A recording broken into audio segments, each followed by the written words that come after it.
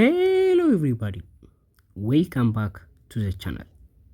Today we have this position, easy looking position, but it's kind of tricky. So here white is playing to win, but white must not fall to black's trap, otherwise it's going to be just a draw or even losing.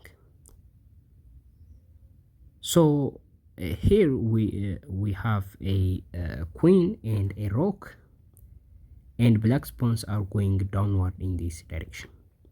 So guys, as always, go ahead, pause the video and guess the move. Best of luck. Okay, so the first move that may probably come to your mind is to play and capture the queen and try to deliver checkmate on g8. That looks nice. G8 and h8 are both checkmate threats. But now the problem is black can't make a move, right? This is taken by the king. Obviously the pawns are stuck and the king can't move to the 8th rank, meaning it's going to be just a stalemate, and this is a draw. So we can't capture the queen, and we can't move this way. The queen would just capture that, right?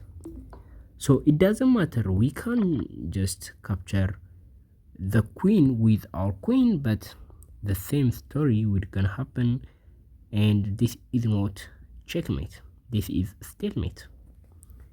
So with that idea, you may probably think this move as a first move, and that is the correct move, the correct brilliant move. If you found this, I really want to appreciate you guys. So the idea is now the queen can't take, otherwise this is rook to h1 is simply checkmate, and black can't escape anywhere. Even though black have a queen, the queen is just blocking the escaping route of the king. For that reason, black will lose the game. But how about if the king captures the queen? Well, obviously in this position we capture the queen, and soon we are going to win this game. So this is what we are going to do, and black can move this direction, but we are winning this game, right? So this is the solution of the puzzle. If you found all of this, congratulations.